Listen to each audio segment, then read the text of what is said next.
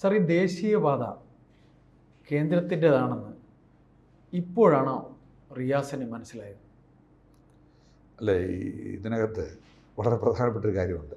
ഈ നാടിൻ്റെ വികസനത്തിന് കേന്ദ്രാവിഷ്കൃത പദ്ധതികളുണ്ട്, സംസ്ഥാന ഗവൺമെൻറ്റിന് നടത്താൻ കഴിയുന്ന പദ്ധതികളുണ്ട്, കേന്ദ്രത്തിൻ്റെ വലിയ ഫണ്ടോടുകൂടി ചെയ്യാൻ കഴിയുന്ന പദ്ധതികളുണ്ട്. ഇങ്ങനെയൊക്കെയാണ് നടന്നുകൊണ്ടിരുന്നത് ഒരുപാട് കാലങ്ങളായിട്ട്.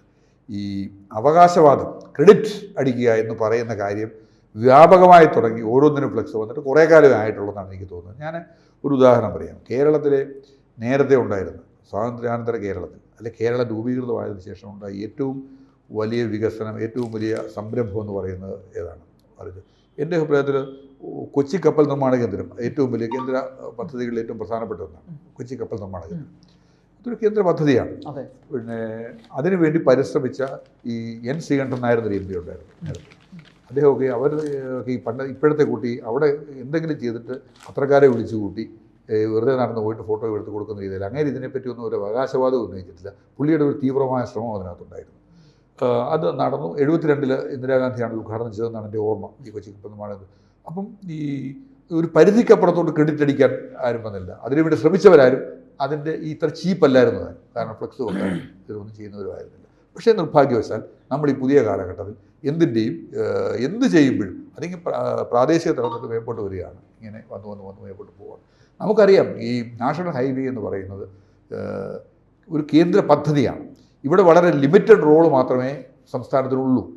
അത് വസ്തുതയാണ്. ഭൂമി ഏറ്റെടുത്ത് കൊടുക്കുന്നതുമായി ബന്ധപ്പെട്ട കാര്യം, ഭൂമി ഏറ്റെടുത്ത് കൊടുക്കുന്നതിൻ്റെ ക്ലിയറൻസ്, പിന്നെ ഉണ്ടാകുന്ന പ്രാദേശിക തർക്കങ്ങൾ എന്തെങ്കിലും ഉണ്ടെങ്കിൽ അത് പരിഹരിക്കാൻ വേണ്ടിയുള്ള ഇടപെടലുകൾ, ഇത്തരം കാര്യങ്ങളിൽ ഒതുങ്ങി നിൽക്കുന്നു ഈ നാഷണൽ ഹൈവേയുടെ വികസനം എന്ന് പറയുന്നത്. സംസ്ഥാനത്തിൻ്റെ പങ്കെന്ന് പറയുന്നത്. ബാക്കി അതൊരു പൂർണ്ണമായും കേന്ദ്രം. അതിപ്പോൾ ഏറ്റവും ഒടുവിൽ സമ്മതിക്കേണ്ടി വന്നിരിക്കുന്നു. അത് അപ്പോൾ ഞാൻ പറയുകയായിരുന്നു, എത്ര നാളുകളായിട്ട് ഇതിങ്ങനെ ഓരോ സ്ഥലവും ഉദ്ഘാടനം ചെയ്യാൻ തുടങ്ങുമ്പോഴും ആവശ്യമില്ലാതെ ഇങ്ങനെ പ്രസ്താവിക്കുക.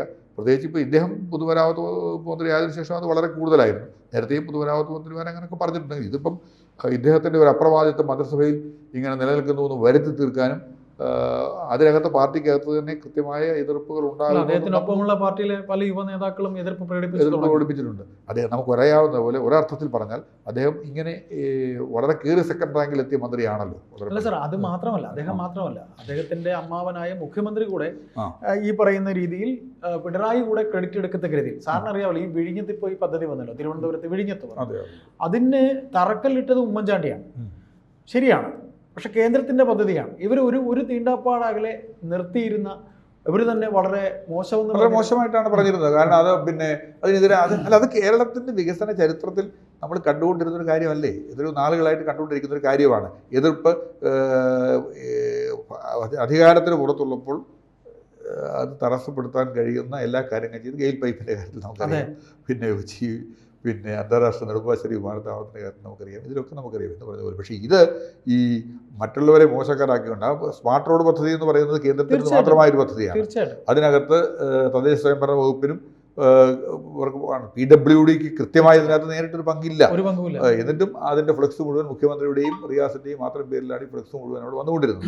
അത് പിന്നെ ബുദ്ധിമുട്ട്, ഇത് ഇവർക്ക് ബുദ്ധിമുട്ടില്ലെങ്കിലും മന്ത്രി ഈ തദ്ദേശ സ്വയംഭരണ വകുപ്പ് മന്ത്രി പറഞ്ഞാൽ ഞങ്ങൾ തമ്മിൽ പ്രശ്നമൊന്നുമില്ലെന്ന് വളരെ ബുദ്ധിമുട്ടി അദ്ദേഹം പറയുകയാണ്. വളരെ ബുദ്ധിമുട്ടിയാണ് അദ്ദേഹം പറയുന്നത്. പക്ഷേ ഇത് കണ്ടുകൊണ്ടിരിക്കുന്ന നമുക്ക് ഉള്ള ബുദ്ധിമുട്ട് നമുക്ക് മനസ്സിലാവുന്നുണ്ട്. അദ്ദേഹത്തിൻ്റെ ബുദ്ധിമുട്ട് കൃത്യമായിട്ട് നമുക്ക് മനസ്സിലാവുന്നുണ്ട്. ഇത് പോലെയാണ് ഈ നാഷണൽ ഹൈവേയുടെ മലപ്പുറത്ത് ഇപ്പോൾ ഉണ്ടായ പണിയിലുണ്ടായ പാളിച്ച കൊണ്ട് അത് ഇടിഞ്ഞു താണപ്പോൾ പെട്ടെന്നൊന്ന് ഞെട്ടിപ്പോയി എന്നുള്ളതാണ്.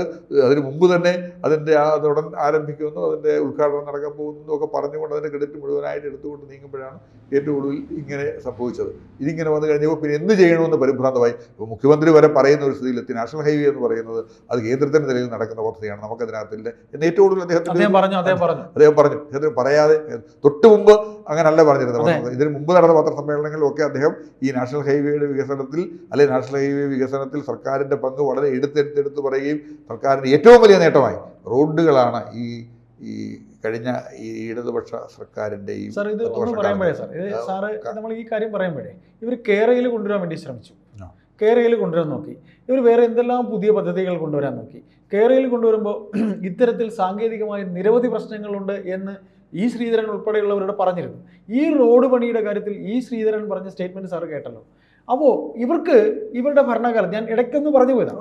എന്നുവെച്ചാൽ ഈ പറയുന്ന രീതിയിൽ ഊരാളുങ്കൽ എന്ന് പറഞ്ഞവർക്കൊരു സൊസൈറ്റി ഉണ്ട്. ഊരാളുങ്കൽ സൊസൈറ്റി എന്ന് പറയുന്ന ഒരു സൊസൈറ്റി കാലാകാലങ്ങളിൽ ഈ പറയുന്ന ഇടതുപക്ഷം എന്ന് പറയുന്ന പാർട്ടി ഭരണത്തിലേക്ക് വരുമ്പോൾ ഇവരുടെ പോക്കറ്റ്സ്, ഇവർക്ക് കമ്മീഷൻ, ഇവരുടെ ആൾക്കാർക്ക് അത് അങ്ങോട്ട് കൊടുത്താൽ തിരിച്ച് ഇവരുടെ പോക്കറ്റിൽ എത്തിക്കോളും.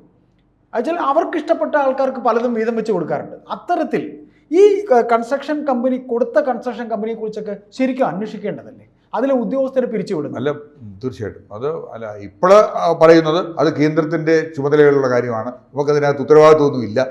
ഇത് പൊളിഞ്ഞു കഴിയുമ്പോൾ അല്ല അത്ര വിദഗ്ധമായിട്ട് അപ്പം മനുഷ്യരെ ഈ ജനവിധം ശ്രദ്ധിക്കത്തില്ലെന്നോ, ജനം ഇങ്ങനെ പറ്റിക്കപ്പെടുക. കൺസ്ട്രക്ഷൻ വർക്ക് കൊടുക്കുമ്പോൾ മാനദണ്ഡങ്ങളുണ്ട്. പലപ്പോഴും മാനദണ്ഡങ്ങൾ ലംഘിച്ച് ഈ പറഞ്ഞതുപോലെ ഒരുപാട് വർക്കുകൾ കൊടുക്കുന്നുണ്ട്. ഒരുപാട് വർക്ക് പിന്നെ പല റോഡുകളും ഇതില്ലാതെ തന്നെയാണ് കൊടുക്കുന്നത്. പല റോഡുകളും അതില്ലാതെ ഊരാളുങ്കലൊക്കെ കാശ് എത്രയോ കൊണ്ടുപോയി സർക്കാരിന്റെ എല്ലാ മേജർ പദ്ധതികളും. നേരത്തെ ഞാനത് ഒരു ഉദാഹരണം പറയാം. കേരള ഹൗസിംഗ് ബോർഡ് എന്ന് പറഞ്ഞൊരു സ്ഥാപനം അറിയാം സാർ. ആ ഹൗസിംഗ് ബോർഡ് എന്ന് പറഞ്ഞാൽ കേരളത്തിൽ ഏറ്റവും മികച്ച ഒരു പൊതുമേഖലാ സ്ഥാപനം തീർച്ചയായിട്ടും വർഷങ്ങളായിട്ടായിരുന്നു. അത് ഏതാണ്ട് ദരിദ്രമായി കഴിഞ്ഞു. ഓഫീസിൽ ജീവനക്കാർ റിട്ടയർ ചെയ്യുന്നവർ പോവാണ്. താൽക്കാലിക ജീവനക്കാർ അവരെ കൊണ്ട് മാത്രമാണ് ഇത് നടത്തിക്കൊണ്ട് ഒരു വർക്കും അവർക്ക് കൊടുക്കത്തില്ല. ഈ ചെറിയ വർക്കുകളിൽ ചെല്ലാൻ വേണ്ടി അതിലേ തന്നെ ഒരു ഉദ്യോഗസ്ഥനായിരുന്ന ആള് നമ്മളോട് നേരിട്ട് പറഞ്ഞു. പിന്നെ പല ലക്ഷം വീടിന്റെ മെയിൻ്റനൻസ് ഇങ്ങനെയുള്ള പല ചില്ലറ കാര്യങ്ങൾ അവർക്ക് കൊടുത്തു. അങ്ങനെയാണ് ചെയ്തു. അങ്ങനെ തകർത്ത് കളഞ്ഞു. കേരളത്തിൽ ഏറ്റവും വലിയ 70-60കളുടെയൊക്കെ അവസാനം 70കളിലൊക്കെ കേരളത്തിന്റെ അഭിമാനമായിരുന്നു ഹൗസിംഗ് ബോർഡ് എന്ന് പറയുന്നത്. അവരാണ് ആ സ്ഥാപനം ഇല്ലാതാക്കി. അപ്പോൾ അവിടേക്ക് ഇതുപോലെയുള്ള ചില ഊരാളുകൾ പോലെയുള്ള ഒരു വലിയ സ്ഥാപനമാണ്. പക്ഷേ ഇതാണ് നമ്മൾ കണ്ടുവരുന്നത്.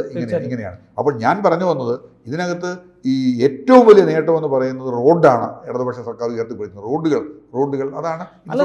പക്ഷേ ഇതിനകത്ത് നമ്മൾ ഈ പറയുന്നത് പോലെ ഈ റോഡുകളുടെ വികസനത്തിൽ കേന്ദ്രാവിഷ്കൃത പദ്ധതികളിലൂടെ നടപ്പാക്കുന്ന റോഡുകൾക്ക് അപ്പുറത്തേക്ക് വലിയ കാര്യങ്ങൾ ചെയ്യാൻ കഴിയുന്നില്ല എന്ന ഒരു വസ്തുതയുണ്ട്. അതിപ്പോൾ സമ്മതിക്കാൻ നിർബന്ധിതരായിരിക്കുന്നു. ഈ ഫ്ലെക്സ് ഒന്നും കണ്ട ഇനിയിപ്പം ഫ്ലെക്സ് വെക്കത്തില്ലെങ്കിൽ റീൽസിൽ വിട്ടുവീഴ്ചയില്ലെന്നാണ് മന്ത്രി പറഞ്ഞിരിക്കുന്നത്. ഒരു വിട്ടുവീഴ്ചയില്ല, അത് തുടരുമെന്നാണ്. പിന്നെ സാർ അതിലൊരു കാര്യം കൂടെ പറയണ്ട സാർ. ഈ മുഖ്യമന്ത്രി അല്ലെങ്കിൽ ഈ ഭരണം സാറ് പറഞ്ഞ പോലെ റോഡുകൾ അദ്ദേഹം ഒരു വലിയ അഡ്മിനിസ്ട്രേറ്റർ ആണെന്ന് കാണിക്കാനുള്ള ശ്രമമായിരുന്നു. കേന്ദ്രത്തിന്റെ പദ്ധതി ഇവർ തന്നെ അറിയുന്ന മന്ത്രി നിതിൻ ഗഡ്കരി ശരി ആവട്ടെ, കേന്ദ്രത്തിൻ്റെ പദ്ധതി, വികസന പദ്ധതി. സാർ അടിസ്ഥാനപരമായി ചെയ്യേണ്ട കാര്യങ്ങൾ ചെയ്യാതെ എന്തൊക്കെയോ ചെയ്തു എന്ന് ജനത്തെ തെറ്റിദ്ധരിപ്പിക്കാൻ ഇറങ്ങിയതിൻ്റെ ഒരു പരിണിത ഫലമല്ലേ സാർ ഈ കണ്ടത്? അദ്ദേഹം ഒരു ഭയങ്കര അഡ്മിനിസ്ട്രേറ്ററാണ്. അദ്ദേഹം ഒരു ഭയങ്കര കഴിവുറ്റ ഒരു മനുഷ്യനാണ്. അദ്ദേഹം KCBയിൽ മന്ത്രിയായിരുന്ന സാറിന് ഓർമ്മയുണ്ട്, വിദ്യുച്ഛക്തി മന്ത്രിയായിരുന്നല്ലോ. അപ്പോൾ ഈ കണ്ട സബ്സ്റ്റേഷനുകളെല്ലാം അദ്ദേഹം കൊണ്ടുവന്നാണ്. അപ്പോൾ അദ്ദേഹം ഒരു പ്രാഗൽഭ്യമുള്ള ഒരു മുഖ്യമന്ത്രിയാണെന്ന് തെളിയിക്കാനുള്ള ഒരു വെമ്പലല്ലേ ഈ പടുകുഴിയിലേക്ക് പോയി വീണത്? അല്ല, തീർച്ചയായിട്ടും ഞാൻ പറഞ്ഞല്ലോ, അതിപ്പം അത് സമ്മതിക്കേണ്ടി വരുന്നു എന്നതാണ് ഇവിടെ ഒരു തോൽവിയല്ലേ സാർ? തീർച്ചയായിട്ടും ഒരു തോൽവിയല്ലേ? അതെ തീർച്ചയായിട്ടും. നമ്മൾ അല്ലെങ്കിൽ തന്നെ നമ്മൾ അങ്ങനെ ഈ ഇത്തരം നടപടികൾ എന്ന് പറയുന്നത് വളരെ ചീപ്പായ ഒരു പരിപാടിയല്ലേ. ഈ അനാവശ്യമായ ക്രെഡിറ്റ് എടുക്കാൻ ശ്രമിക്കുക എന്ന് പറയുന്നത്, ക്രെഡിറ്റ് എന്ന് പറയുന്നത് വികസനത്തിൽ കേന്ദ്രവും സംസ്ഥാനങ്ങളും ഒരുമിച്ച് നിന്ന് അത് ചെയ്തു തീർക്കുക എന്നുള്ളതാണ് ആവശ്യം. ഇത് നമുക്കറിയാം. അതാണ് പിന്നെ നമ്മൾ ചെയ്യേണ്ടത്. ഇതിനകത്തൊരു പ്രത്യേക പദ്ധതിയുടെ പേരിലുള്ള ക്രെഡിറ്റ് ഇങ്ങനെ അത് ഒരു സമീപകാല പ്രവണതയാണ്. എന്തായാലും ഈ പിന്നെ റോഡിൻ്റെ തകർച്ചയോടുകൂടി, മലപ്പുറത്തെ റോഡിൻ്റെ തകർച്ചയോടുകൂടി ഈ പലപ്പോഴും ഉന്നയിക്കുന്ന അവകാശവാദങ്ങൾക്ക് ഒരു ചെറിയ കുറവ് വന്നേക്കാം. ഒന്ന് സൂക്ഷിച്ചതിനെ സംസാരിക്കൂ എന്നെങ്കിലും നമുക്ക് പ്രതീക്ഷിക്കാം, അല്ലേ? Thank you.